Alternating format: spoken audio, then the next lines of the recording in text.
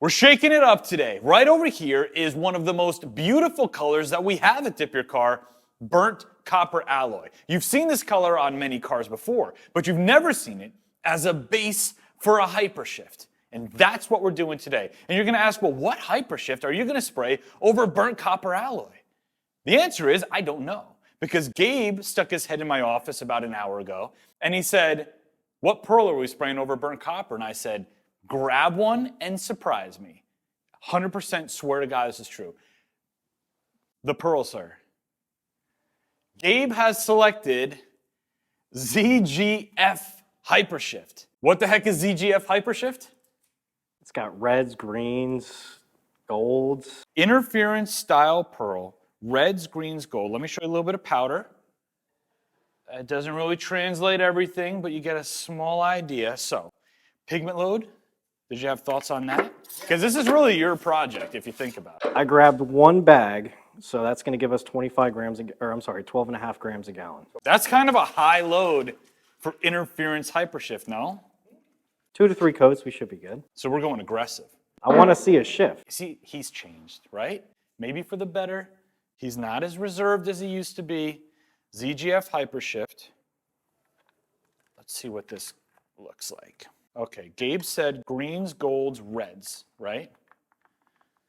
All right, you're not going to see everything, obviously, as we stir it up in pearl form, but you should see a little bit going on here.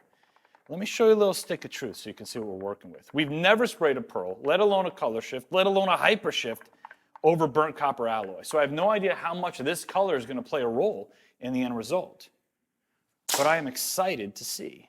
So here's ZGF. Oh, I see the reds. I see, ooh, hold on. Okay, there's the green. Oh, this is gonna be nuts. ZGF over burnt copper alloy. Let's go.